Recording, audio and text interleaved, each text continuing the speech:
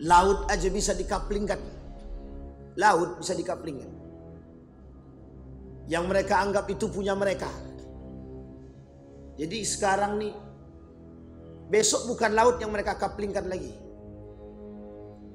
Manusia ini dikaplingkan dia lagi sudah. RT 1, RT 2, RT 3, RT 4 itu semua kaplingan aku gitu. Sama manusia-manusianya juga. Artinya apa? Kerakusan manusia hari ini itu semakin menampakkan jati diri dia. Manusia-manusia rakus hari ini semakin menampakkan jati diri mereka. Fir'aun tidak pernah mengkaplingkan itu, Pak. Jangankan Fir'aun lah.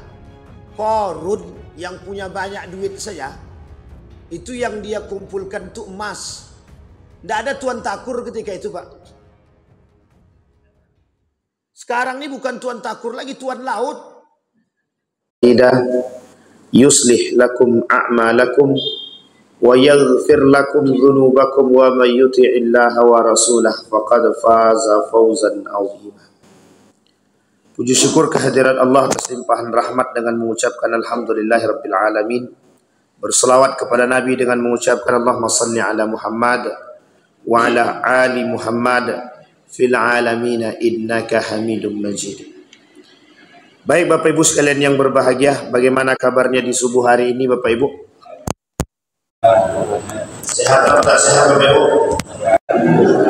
Sehat ya? Dingin apa tak dingin? Banjir apa tak banjir? Jadi di perumahan kami banjir deh Pak. Hujan tak berhenti, astagfirullah. Sebenarnya bukan astagfirullah ya, alhamdulillah hujannya. Hujannya alhamdulillah. Tapi memang ya gimana ya. Banjir Bapak Ibu. Ya salah satu ya kerusakan yang terjadi itu kan disebabkan ulah manusia itu sendiri. Nanti kita lihat Bapak Ibu, betul apa tak betul pernyataan tersebut. Kenapa Pak? Jadi Bapak Ibu sekalian yang berbahagia, sekarang ini pelalawan berduka. Jadi kemarin ibu saya baru pulang dari Mekah, mau pulang ke sore. Jadi pas lewat Kerinci tidak bisa. Macetnya sampai 9 jam. Itu macet aja baru. Belum sampai ke rumah. Macetnya aja 9 jam. Karena memang kata beliau airnya sudah di atas lutut lebih. Nah ini kalau kemarin itu tahun kemarin bisa sampai hampir 2 bulan. Nah, kalau sekarang mau berapa lama kan? Mudah-mudahan tidak lama Bapak Ibu. Mudah-mudahan kita doakan semoga pelalawan banjirnya cepat turun. Aktivitas bisa berjalan. Tapi kata orang yang di tempat lewat jalan pakai pakai kapal itu, pakai bot. Nah, mudah-mudahan lama hendaknya banjir gitu kan. Karena memang salah satu pendapatan di situ. Jadi tahun kemarin Bapak Ibu, di bulan Januari juga tanggal 4, 5, 6 itu kan udah mulai itu. Bapak saya meninggal tanggal 4 Januari, meninggal bapak banjir terjadi. Banjir itu sudah terjadi gitu. Jadi bapak meninggal, saya di Madinah, 2 hari setelah beliau meninggal saya pulang. Itu kami naik bot sampan atau apalah pokoknya, yang ya kapal lah kalau bahasa kita ini kapal. Uniknya kapal di tengah malam, jam 10 malam, nabrak pula lagi. Jadi besoknya ada yang kapal tenggelam bersama orang-orangnya. Jadi untung ada yang bisa berenang, dan itu masalah itu Bapak Ibu. Karena kalau udah malam hari ini dah nak nampak jalan. Apalagi di atas itu kalau kita melihat pelalawan itu, kalau jalan dari kapal itu, masya Allah, 1 jam kita habis nyebrang lautnya aja itu, nyebrang air itu, yang biasanya kita tempuh sebentar, tapi ini bisa jadi cuman untuk melintasi banjir itu saja, karena kita mutar kan, jadi jauh mutarnya jadinya sampai 1 jam. Itu Bapak Ibu, ketika kita lihat itu melihat pemandangan itu dalam pikir kita cuma satu saja. Ini kalau tidak banyak kita berzikir kepada Allah, kalau tidak banyak kita mengagungkan Allah, itu lewat tuh Bapak Ibu. Sekali Allah tenggelamkan tuh kapal, mati sudah selesai. Saking ngerinya kita melihat rumah itu tidak ada tempat tinggal lagi, sebanyak itu tempat dah nggak lihat. Dari tulisan terusan baru, dari tulisan terusan itu ke bawah itu entah berapa meter jarak ke bawah, jarak besi dari jarak tanah dengan tulisan. Itu tulisan itu, air itu sudah di bawah tulisan itu tepat. Itu setinggi dengan rumah. Coba Bapak Ibu bayangkan.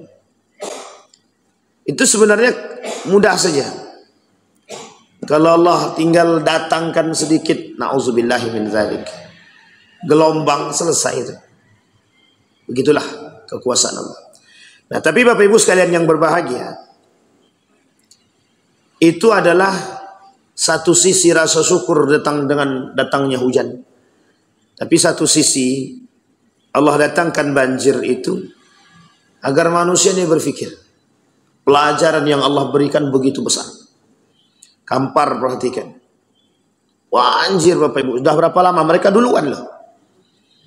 Baru 5 tutup bendungan itu yang dibuka. Kalau sempat semua bendungan terbuka, atau di tempat-tempat yang lain dibuka, bayangkanlah. Makanya Bapak Ibu, salah satu tanda kiamat itu Bapak Ibu, itu nanti model kiamat itu banjir.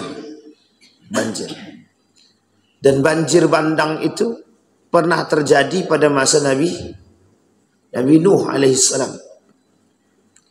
Siapa yang selamat di situ? Anaknya bahkan mengatakan, tidak, sa'awi ila jabalin ya'simuni minal ma', gitu deh. Kata Nabi Nuh, tidak ada yang bisa selamat. Nah, udah kesinilah. Anaknya tetap aja angkuh, sombong. Apa kata anaknya? Sa'awi ila jabalin ya'simuni minal ma'. Rupanya tempat bukit dan gunung yang dia naiki justru juga Allah tenggelamkan. Jadi Bapak Ibu sekalian yang berbahagia, tidak ada yang bisa menyelamatkan manusia kecuali Allah. Apapun kemampuan yang dimiliki oleh umat manusia, kecerdasan apapun yang dimiliki oleh umat manusia, sekarang ini para ilmuwan berlomba-lomba membuat satu alat agar bisa selamat daripada bencana. Kita ambil contoh. Dulu petir, ada penangkal petir. Dulu gempa bumi, sekarang ada orang mau membuat alat penangkal gempa bumi. Yang sedang difikirkan mungkin sekarang penangkal banjir. Bukan tidak pernah terpikir Bapak Ibu, bukan tidak pernah terpikir. Jakarta itu kurang repot apa Anies Baswedan itu mengurus banjir itu. Sampai menjadi isu trending. Hanya permasalahan setiap gubernur itu permasalahannya cuma satu. Yang selalu diperbincangkan. Banjir. Tapi ingat. Yang ingin Allah tunjukkan. Mana kekuasaan kalian. Yang pertama poin daripada itu. Kata Allah, mana kekuasaan kalian? Cuma baru banjir yang aku kasih, macet 9 jam, mobil ratusan bahkan ribuan mobil parkir Pak, tidak berjalan. Bahkan mobil secanggih itu yang bisa melintasi, lewat di tengah banjir cuman kena air saja mati. Tidak bisa ngapa-ngapain. Di situ kita dipertunjukkan oleh Allah kekuasaannya. Bayangkan Bapak Ibu, mohon maaf, yang terjebak di situ itu muslim apa tak muslim? Orang muslim, ada juga non muslim. Dan perhatikan baik-baik, bagaimana rasa takut mereka kepada Allah. Solat apa tak solat mereka? Coba bayangkan, andai kurangnya ilmu. Ini bukan karena Allah tidak mau memahami ya. Andai kata kurangnya ilmu yang terdapat pada diri orang-orang beriman dan orang-orang muslim, kira-kira dalam keadaan macet itu mereka sholat enggak? Enggak sholat, Pak. Sekarang Bapak Ibu bayangkan dari ribuan manusia yang antri di situ, dalam kondisi bencana yang dikirimi oleh Allah, tapi justru bukan semakin mendekatkan diri kepada Allah. Itu lebih berbahaya, Pak. Tahun kemarin sampai mendatangkan, mohon maaf, ini masalah itu. Ada satu isu mendatangkan pawang banjir. Bukan takut kepada Allah, tapi justru semakin menggila dengan kesyirikan dan kekufuran. Ini pentingnya ilmu Bapak Ibu. Nah Bapak Ibu sekalian yang berbahagia, yang ingin saya soroti adalah, lihat tanaman-tanaman sawit itu. Berapa banyak yang mati. Berapa banyak. Kata orang tukang pancing, senang hati kami bang. Kenapa senang katanya? Bentar lagi air turun kami mancing, banyak lagi kan nih katanya. Itu kemarin terjadi. Sawit-sawit itu Bapak Ibu mati, tak ada lagi, tidak tersisa. Padahal itu baru ditanam. Dan itu berapa jauh? Sejauh mata memandang Bapak Ibu, sejauh mata memandang banjirnya itu. Coba Bapak Ibu bayangkan. Bapak Ibu sekalian yang berbahagia, kata Allah, kun fayakun. Sekali Allah berkata, semua bisa terjadi. Nah Bapak Ibu sekalian yang berbahagia, saya ingin lihatkan kepada Bapak Ibu sekalian yang berbahagia, ayat di dalam Al-Quran. Yang Allah sampaikan di dalam Al-Quran. Ada 3 ayat paling tidak yang menjelaskan. Apa yang dijelaskan oleh Allah dalam Al-Quran ini? Kerusakan alam di muka bumi ini, itu disebabkan oleh ulah manusia itu sendiri.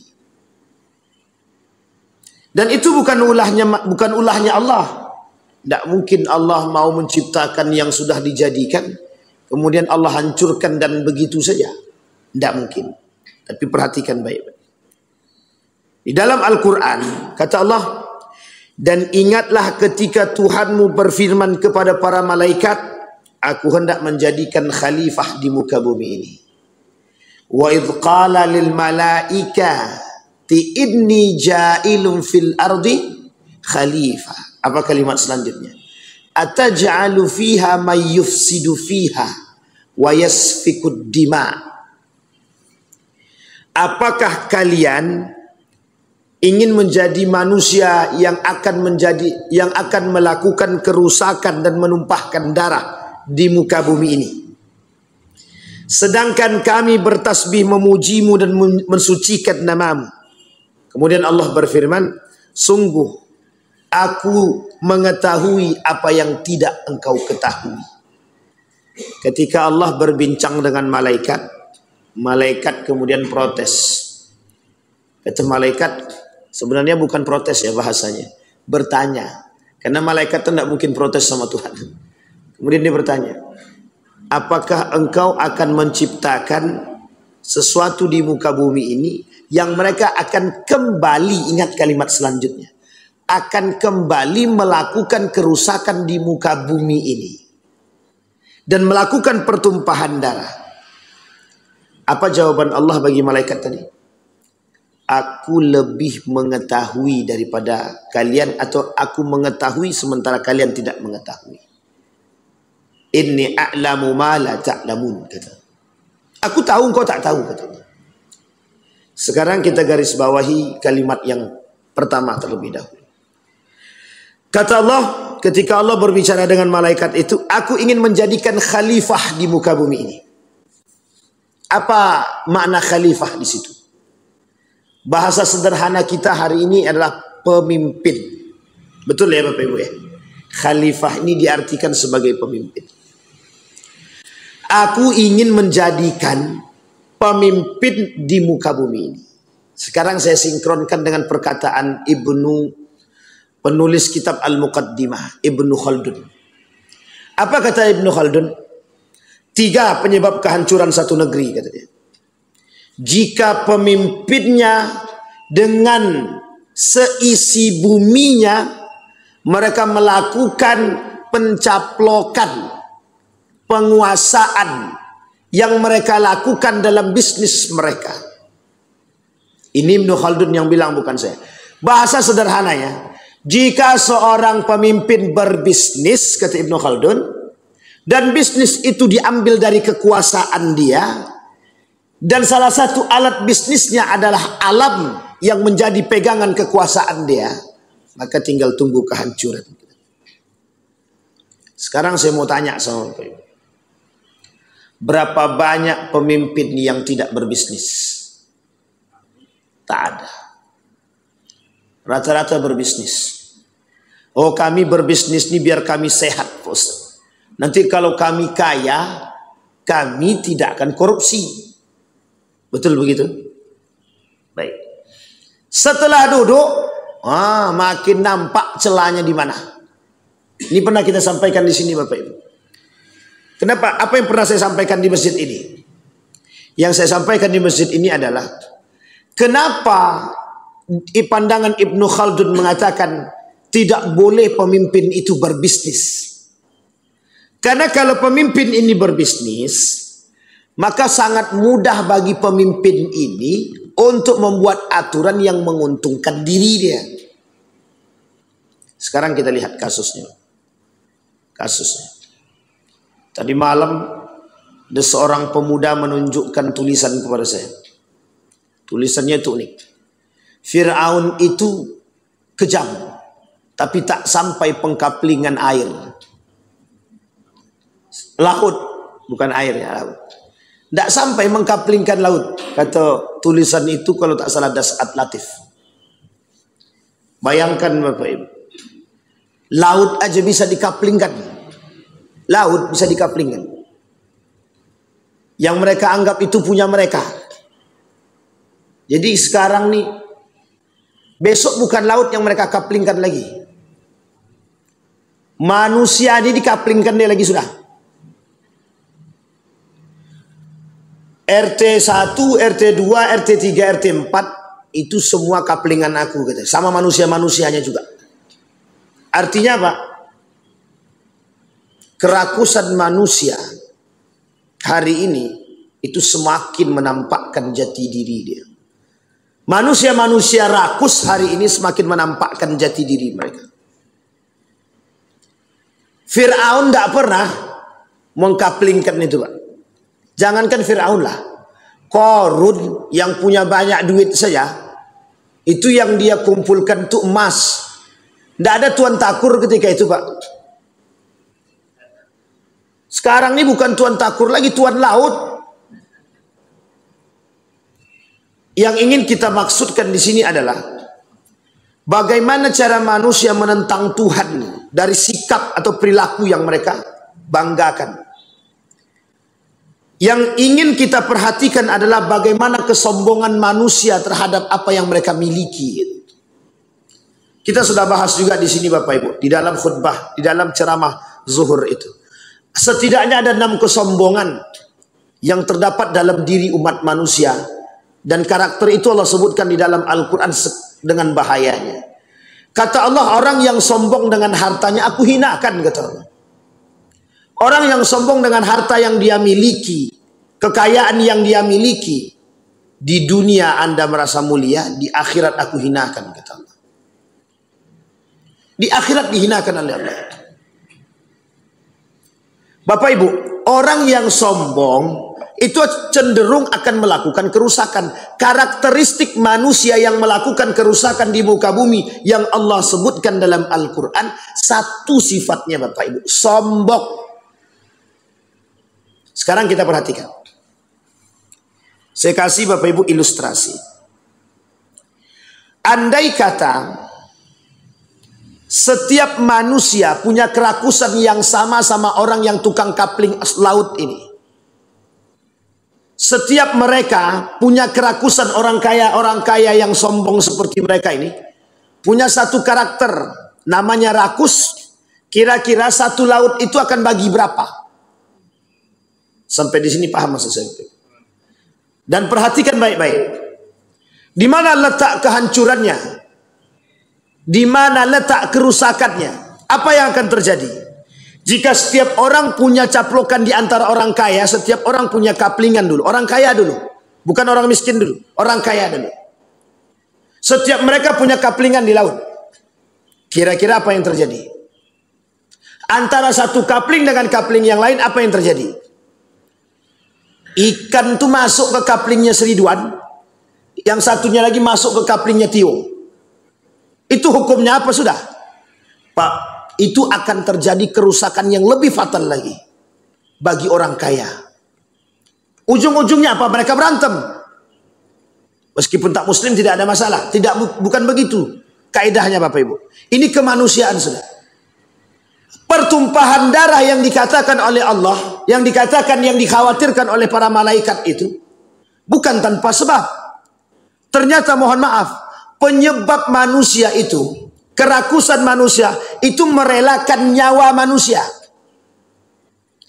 Kalau ada orang miskin yang tak mampu, yang mencoba merusak kaplingan mereka, itu dengan mudah mereka bunuh Bapak Ibu. Jangan coba ada nelayan yang datang masuk dalam kaplingan air kami, kaplingan laut kami. Bunuh. Jangan ada yang protes. Tembak. Artinya apa? Pertumpahan darah. Dan itu disebabkan oleh siapa? Kesombongan manusia. Lahan parkir kita rebut saja, bisa taruhannya nyawa. Itu lahan parkir Pak. Apalagi yang sifatnya seperti ini. Jadi sekarang ini manusia seolah-olah mengatakan semua yang ada di muka bumi ini punya dia. Dengan apa yang dia miliki, duit yang dia miliki yang tidak berseri itu bisa dia beli. Saya perhatikan Bapak Ibu. Ini saya sampaikan Bapak Ibu. Banyak diskusi kami dengan orang-orang hukum. Banyak sawit di Riau ini, itu sawit-sawit di Riau itu yang ilegal. Itu bukan sedikit. Banyak sekali. Bahkan banyak sawit-sawit yang ilegal itu mohon maaf. Yang punya manusia-manusia rakus. Ada dari orang-orang yang pemangku jabatan. Ada dari orang-orang yang bekerja sama dengan perusahaan-perusahaan asing. Bapak Ibu tahu apa yang mereka lakukan kok bisa mengambil alih itu? Apa namanya ini? Suap. Makanya Pak Edi Natar dulu pernah cerita. Banyak sekali sawit-sawit itu yang memang ilegal. Ternyata kata beliau, itu kalau dikumpulkan menjadi masukan pendapatan daerah, itu per bulan bisa sampai 1 triliun. Per bulan. Pak, kalau per bulan 1 triliun, mohon maaf, kalau per bulan 1 triliun, orang miskin mana yang ada di Riau di sekarang? Coba bayangkan Pak. Dan itu yang menikmati siapa? Kaplingan Pak. Artinya apa? Tukang kapling. Mereka yang ngambil. Ini kasus-kasus nih Bapak. Perhatikan kasus tanah wilayah. Kasus tanah wilayah. Si Anu itu menjadi pemimpin adat. Maka dalam urusan adat itu ada namanya tanah wilayat. Betul ya? Nah, tanah wilayat itu pemiliknya siapa? Ketua adat. Nah, itu Pak, hutan-hutan pun dikaplingnya juga. Ini batasan tanah wilayat ini. Yang boleh mengelola tanah ini adalah masyarakat setempat yang dinahkodai oleh ketua adat. Nah sekarang Bapak Ibu, kalau begini kondisi kita, Allah ciptakan langit dan bumi ini emang untuk satu kelompok saja? Apakah Allah menciptakan langit dan bumi ini untuk satu kelompok? Baca dalam undang-undang kita Bapak Ibu. Allah kata dalam Al-Quran, lahu ma fis samawati wa ma fil ard wa ma bainahuma wa ma tahta thura. Ayat pertama. Ayat yang kedua, walahu man fis samawati wal ard wa man indahu la yastakbiruna an ibadatihi la yastahsirun, kata Allah. Dan kepunyaan Allah lah langit dan bumi dan malaikat-malaikat yang di sisinya. Mereka tiada mempunyai rasa angkuh untuk menyembahnya, dan tiada yang merasa sedih pula. Yang punya itu Allah, yang ngatur manusia. Maka tergantung pada pemimpin Pak, tergantung pada pemimpin. Uniknya, kok bisa ada yang mengambil kaplingan itu? Dari mana izinnya? Ke siapa izinnya? Kok bisa kaplingan airnya ada? Sekarang saya tanya, kelalaian siapa? Kelalaian siapa?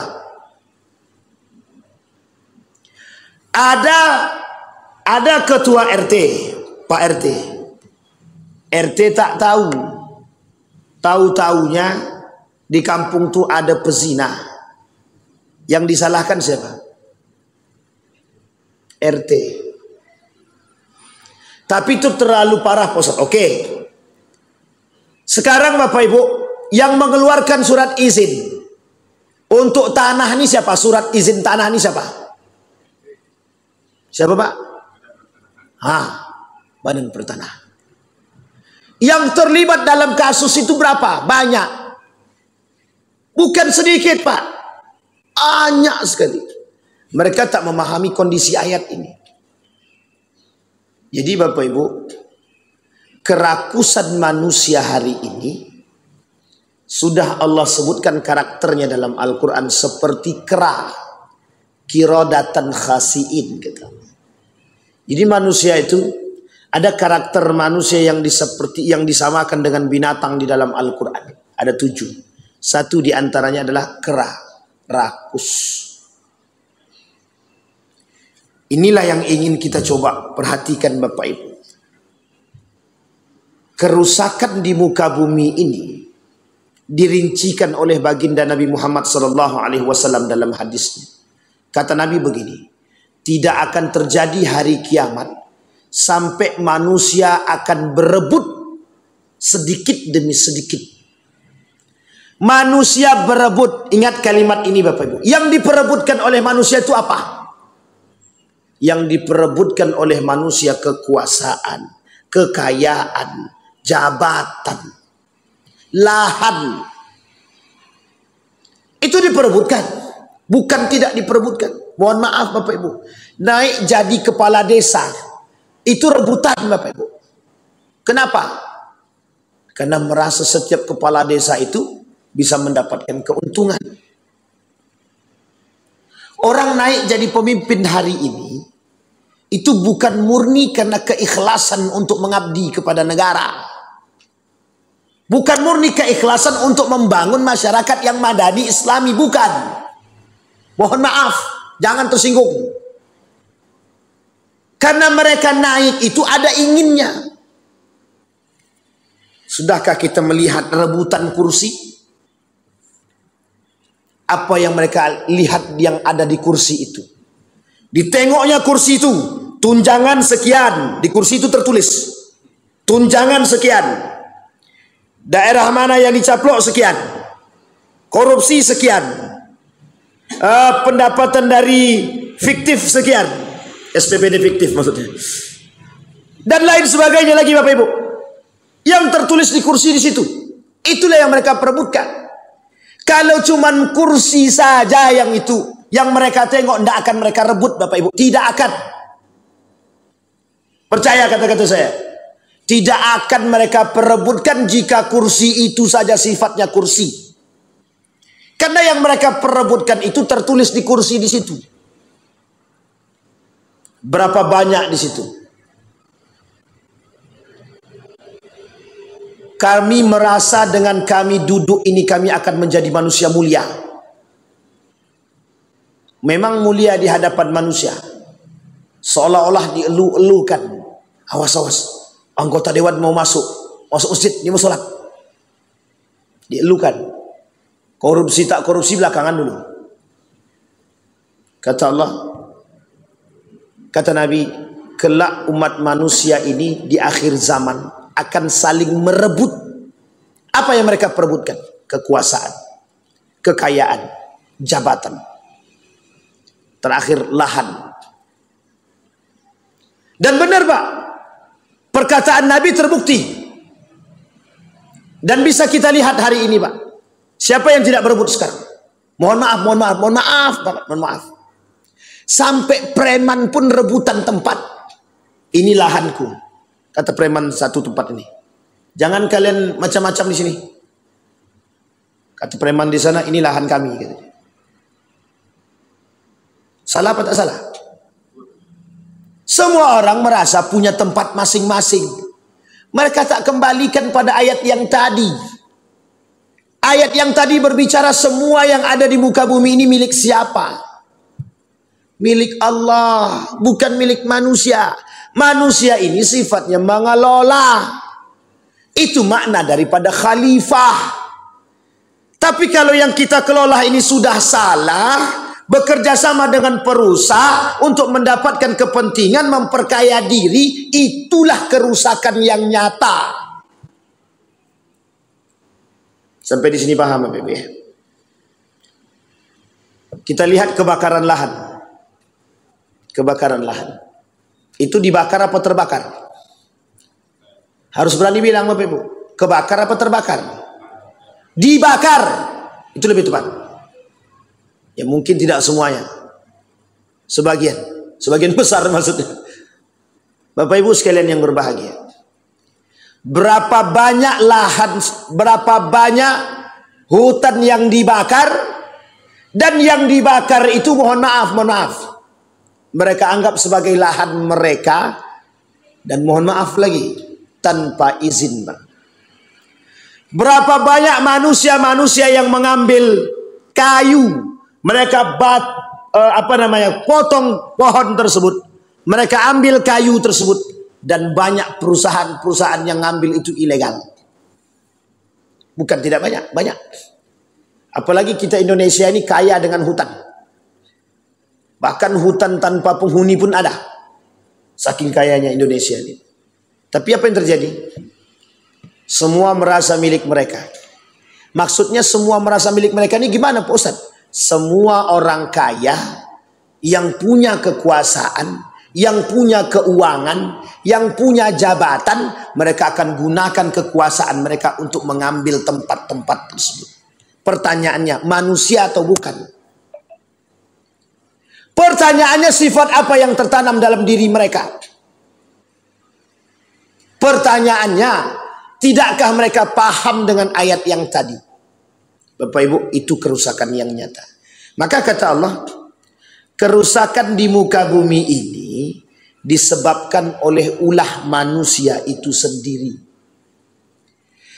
Sebab kerusakan di muka bumi ini kata Allah bukan disebabkan oleh yang lain, ulah tangan manusia sendiri.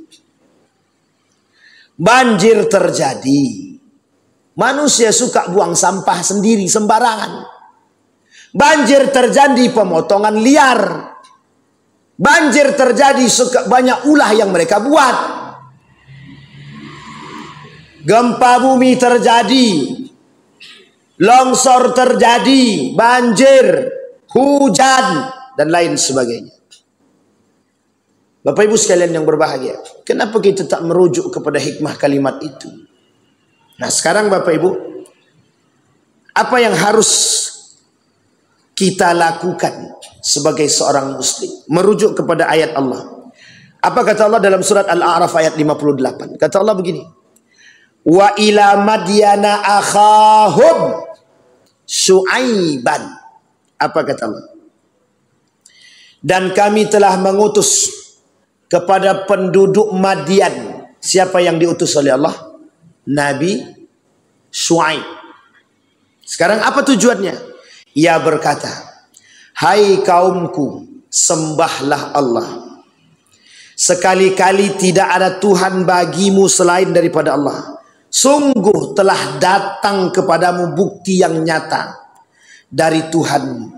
Maka sempurnakanlah takaran dan timbangan, dan janganlah kamu kurangkan bagi manusia barang-barang takaran dan timbangannya, dan janganlah kamu membuat kerusakan di muka bumi ini sesudah Tuhan memperbaikinya.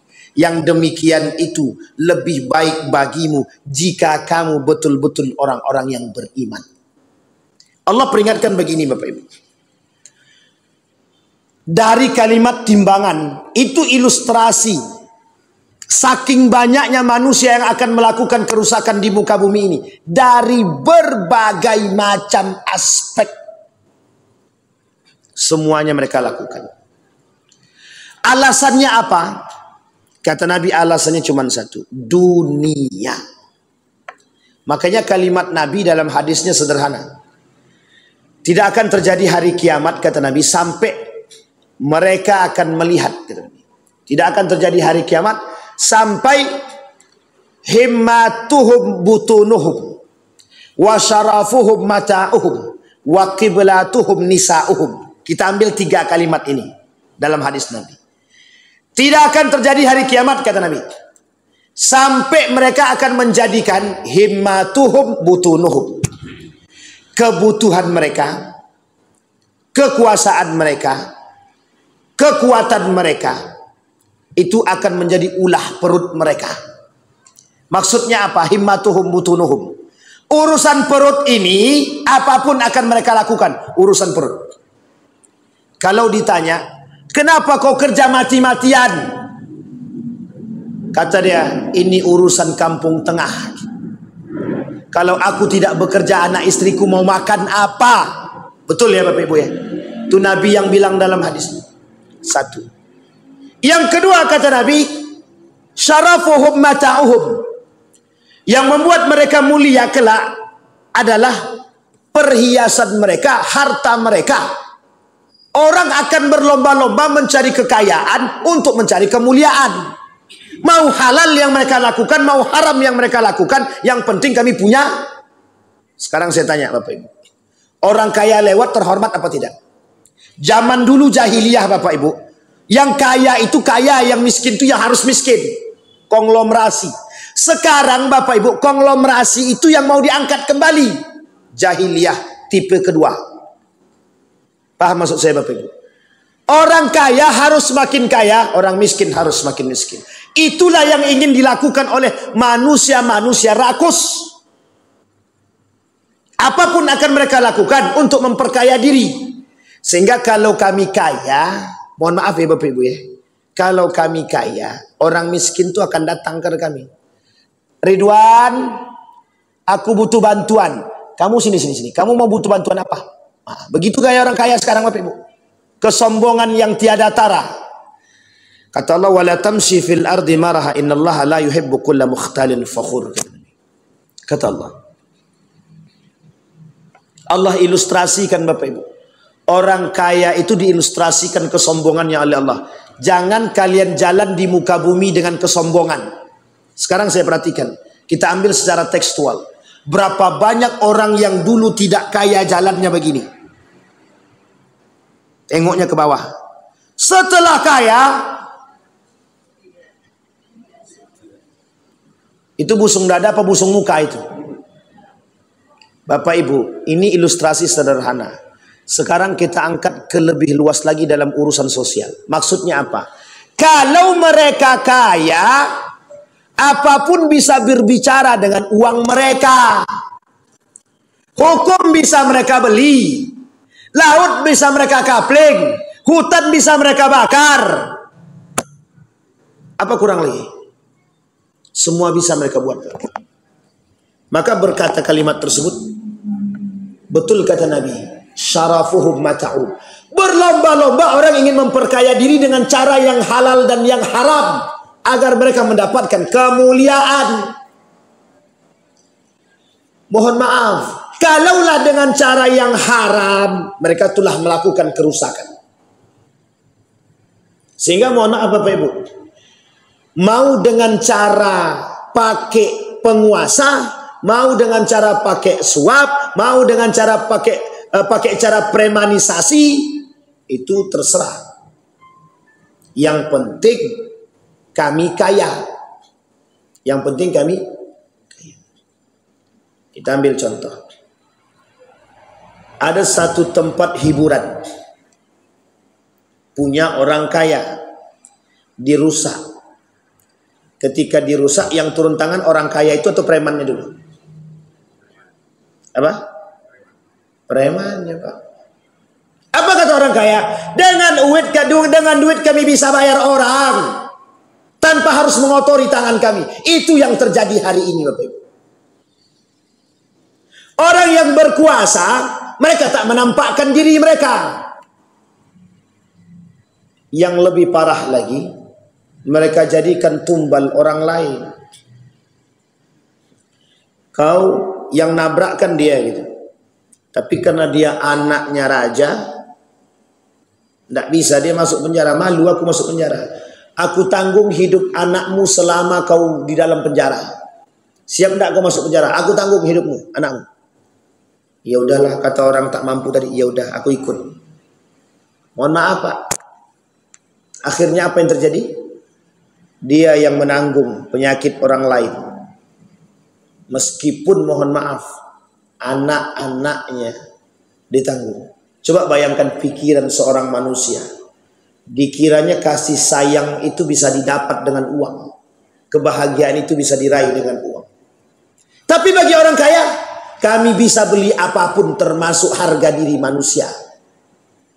Itu karena apa Bapak Ibu? Kesombongan. Kapan mereka bisa begitu? Kalau mereka sudah kaya. Makanya Bapak Ibu berlomba-lombalah orang pengen kaya. Sekarang Bapak Ibu, 9 naga ini Bapak Ibu di Indonesia itu kalau berbicara goyang semua. Pertanyaannya, karena apa? Karena kekayaan atau karena kesombongan? Karena kesombongan yang disebabkan karena kekayaan. Sampai di sini bisa dipahami Bapak Ibu. Dampak daripada kesombongan, dampak daripada keangkuhan, dampak daripada kerakusan. Inilah yang Allah sebutkan. Jangan kalian melakukan kerusakan di muka bumi ini. Bukan sesederhana kalimat itu yang dimaksud oleh Allah. Karakter manusia yang terdapat dalam diri manusia, sifat yang tidak pernah bisa merasa puas dengan apa yang dimiliki. Sehingga Allah katakan dalam Al-Quran, Allah khawatir. Kekhawatiran Allah itu terjadi. Kekhawatiran Nabi terjadi. Apa yang dikhawatirkan? Kerusakan yang terjadi disebabkan karena keangkuhan manusia. Kita lihat dalam ayat yang lain. Ketika masa Nabi Nuh alaihissalam, yang Allah kirim apa? Bandang, banjir bandang. Sekarang pertanyaannya, mengapa Allah kirimkan banjir bandang itu? Karena apa Bapak Ibu? Karena umatnya Pak. Mengapa umatnya? Ditantangnya Nabi Nuh tuh. Kalau memang Tuhan kau betul, mana dia ancaman itu? Saking sombongnya dia tantang Tuhan. Lah sekarang itu bukan nantang Tuhan lagi. Lebih daripada nantang Tuhan Pak.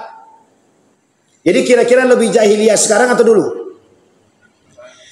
Kalau jahiliyah dahulu Pak, itu setiap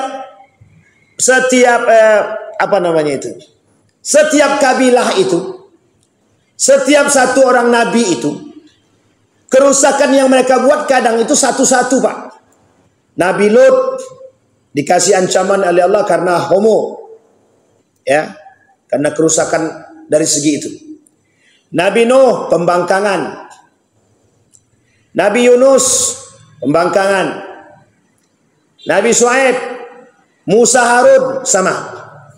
Sekarang Bapak Ibu lihat di zaman sekarang, semua yang ada dari ancaman yang Allah berikan kepada semua yang dihancurkan kabilah-kabilah, yang dihancurkan kaum-kaum yang dihancurkan oleh Allah itu ada semua di sini. Zina merajalela di mana-mana. LGBT ada. Kerakusan ada. Pembangkangan ada. Apa yang kurang ada sekarang? Semuanya ada. Sekarang itu semua sifat-sifat kaum yang dihancurkan oleh Allah ada semua di sini. Lebih jahiliyah mana? Orang kaya merasa kaya zaman baginda Nabi Muhammad SAW. Sebelum baginda Nabi, itu akan kelihatan Pak. Masa jahiliyah dulu. Orang kaya pakai tandu. Kursi kayak gini Pak, kursi seperti ini, tapi tidak ada rodanya. Itu yang angkat 4 orang. Kursinya cuma begini doang. Nama lainnya singgasana. Yang bisa itu siapa? Orang kaya yang bisa beli budak. Aku punya budak 4, keempat-empatnya disuruh diangkat. Kaki pertama budak pertama, kaki kedua di belakang budak yang kedua, kaki ketiga sebelah kiri budak yang ketiga, kaki keempat budak yang keempat, untuk mengangkat tandu dia atau mengangkat kursi dia. Begitu model orang kaya zaman dahulu Pak. Pakai kursi diangkat. Karena waktu itu belum ada pesawat. Mungkin kalau waktu itu ada pesawat, jangankan pesawat, lebih dari pesawat bisa mereka beli itu. Dan itu Bapak Ibu pada sebelum baginda Nabi Muhammad SAW. Ketika Nabi datang, kekayaan kerusakan yang terjadi pada masa itu Bapak Ibu, pembangkangan kepada Allah. Rasisme. Orang kaya hanya orang kaya saja, yang miskin dengan miskin saja. Sistem ribawi dihapus oleh Nabi. Sekarang Bapak Ibu, semua penyakit kaum-kaum terdahulu itu ada sekarang. Riba merajalela, bagi mereka biasa saja. Perzinahan biasa saja. Bahkan mohon maaf sekarang ada namanya zina online. Prostitusi online maksud saya. Perjudian dulu mainnya marak, sekarang ada. Kurang rusak apa sekarang? Semua cobaan-cobaan itu Allah berikan dan nampak sekarang pada semua. Kata Nabi, itu yang akan terjadi kelak di hari kiamat, kata Nabi, di akhir zaman, kata Nabi. Maka Bapak Ibu, saya katakan Bapak Ibu, kita ini hampir mendekat akhir zaman. Kenapa begitu? Tanda-tandanya sudah nampak semua. Perzinahan merajalela sudah nampak. Musik bertebaran, semua orang bermain musik sudah nampak. Keangkuhan, kesombongan. Dulu masa Nabi Musa dan Harun. Nabi Musa naik ke atas mengambil kitab suci, mengambil perintah tauhid dari Allah. Turun ke bawah, masyarakatnya sudah buat patung. Lah sekarang tengok di Saudi, replika Ka'bah, di atasnya perempuan joget tanpa busana. Coba. Beda tipis seperti tidak? Jadi jahiliyah sekarang itu lebih parah lagi. Dulu orang kalau sekali menyembah Tuhannya cuma satu. Kata mereka begini, Tuhan kami, Tuhan kami, Tuhan kamu, Tuhan kamu. Orang sekarang tak dicampur aduknya semua. Jadi satu Tuhan untuk semua agama, kata dia. Coba bayangkan. Apa nak sesat kita sekarang tuh? Maka Bapak Ibu sekalian yang berbahagia, rusak apa tak rusak sekarang? Maka wajar kalau Nabi katakan tu balil ghuraba, yang selamat itu siapa, kata Nabi? Yang berpegang teguh dengan tali keimanan. Nabi Bapak Ibu meninggalkan satu isyarat bukan tanpa sebab. Nabi meninggalkan Al-Quran dan Sunnah bukan tanpa sebab. Karena Nabi tahu kerusakan pada umatnya. Karena Nabi tahu bahkan pasti akan terjadi apa yang dia katakan. Itulah kemaksuman Nabi. Sehingga ketika Nabi tahu akan kerusakan dan kehancuran yang akan terjadi pada umatnya, Nabi berharap di antara umat-umatnya itu berpegang teguh kepada Al-Quran dan Sunnah. Agar apa? Selamat. Tidak akan disesatkan, kata Nabi. Lan tadillam bikuma abadan, kata Nabi. Kalau kalian berpegang teguh, intamassaktum bihima lan tadilla bikum abadan. Tidak akan pernah kalian sesat sama sekali. Itu yang terjadi, Pak. Karena Nabi tahu, Pak. Nabi itu Isra dan Mi'raj, yang ditengok Nabi di dalam neraka itu semua, Pak. Kenapa si anu itu? Kata dia penyakitnya ini. Kenapa kok banyak perempuan, banyak yang melawan pada suami? Sekarang Bapak Ibu boleh tengok. Perempuan sekarang ini melawan sama suami apa tidak? Banyak apa tidak yang melawan sama suami? Salah. Bukan melawan, merajai. Lebih banyak perempuan hari ini merajai suami. Apa kata suaminya?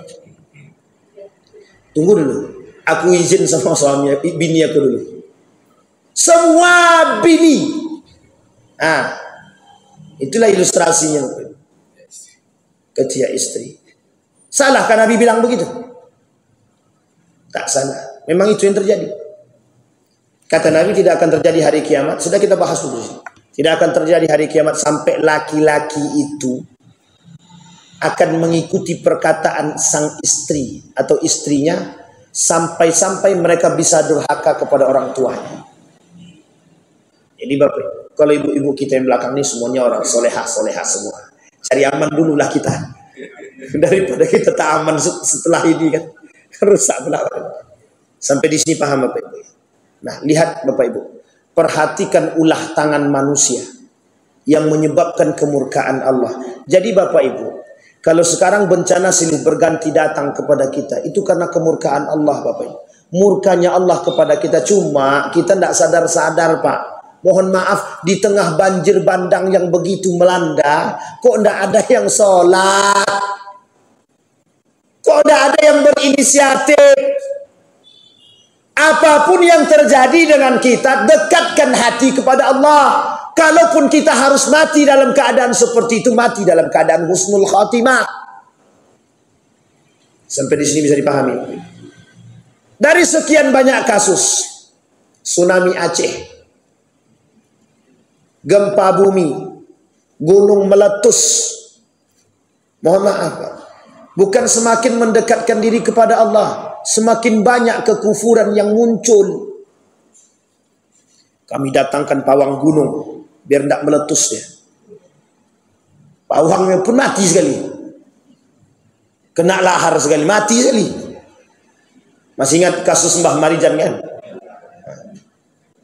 Coba Sukabumi, pawang longsor, sak pawang-pawang rumah-rumahnya masuk ke dalam sekali. Ini cerita Abu Nawas. Abu Nawas itu satu ketika ada seorang saudagar kaya ingin menikahkan anaknya. Khawatir akan hujan. Dia berharap mencari pawang hujan. Keliling-keliling saudagar kaya ini Pak ke pasar-pasar. Bertanya kepada saudagar-saudagar yang lain. Tahu tidak kalian siapa pawang hujan? Kata masyarakat situ, ada kata dia. Barangkali Abu Nawas bisa jadi pawang hujan. Abu Nawas tak pernah mengatakan kalau dia pawang hujan. Cuman orang tadi datang kepada Abu Nawas.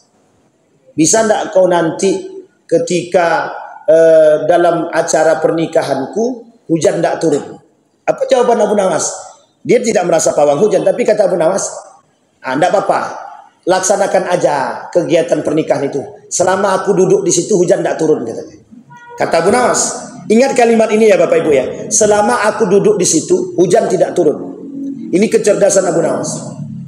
Orang pertama berhasil, memang tidak hujan, sehingga Abu Nawas diangkat Pak, diagung-agungkan sebagai seorang pawang hujan. Dua aman. Orang ketiga aman. Pas orang keempat, kebetulan orang keempat ini menteri kerajaan, Abu Jahil namanya.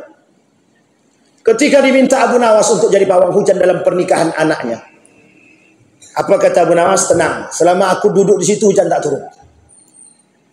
Baru berjalan mungkin sekitar 15 menit dalam cerita itu, hujan turun sederas-derasnya Pak, dan melanda tempat tersebut.